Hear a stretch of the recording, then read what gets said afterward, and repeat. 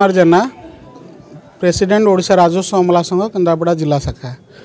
आज ओडिशा राजस्व अमला संघ तरफ आम समस्त ये एकत्रित होइछु माननीय मुख्यमंत्री को कृतज्ञता जनायापाई कहीं ओडिशा राजस्व अमला संघर सेपारेट क्याडर आज होता रिजोल्यूशन माध्यम प्रकाशित होती राज्य सरकार आमको स्वतंत्र बोली विवेचना कर जो कि आमको सेपारेट क्याडर कर राज्य सरकार को अशेष अशेष धन्यवाद।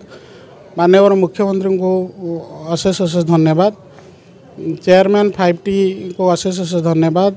आमर मुख्य शासन सचिव प्रदीप जेना सार को कृतज्ञता जनाऊँगी एवं आमर आम सहित जी सब कोऑर्डिनेट करुले बबी बाबू माननीय विधायक जाजपुर से आमको मार्गदर्शन देउथिले आम गभीर हृदय गभीरतम प्रदेश कृतज्ञता जनाऊँ एवं आगामी दिन में आम जो सब दाबी अच्छी आम सरकार पाखे आशा रखुचु खूब शीघ्र तार समाधान हम एवं सरकार आम कथा शुणे बोले।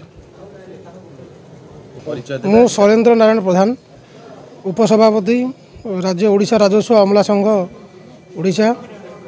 आज आमर बहु प्रतीक्षित दाबी जे आमर राजस्व अमला स्वतंत्र आमर कार्यधारा स्वतंत्र तेणु या सरकार हृदयंगम करचंती एवं आमको स्वतंत्र पाह्या प्रदान करचंती तेणु एथिपाई आम ओडिशा सरकार तथा आमर माननीय मुख्यमंत्री पाखे आम कृतज्ञ एवं कृतज्ञता ज्ञापन करुचु।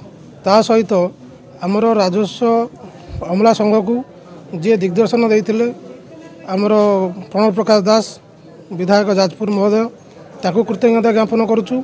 आमर प्रमुख शासन सचिव ताकू मध्य कृतज्ञता ज्ञापन करुचु एवं आशा करुचु आमर आउ जहाँ जहाँ दाबी अच्छी अविलंबे सरकार ताहा पूरण करिवे यह आम आशावादी अच्छु।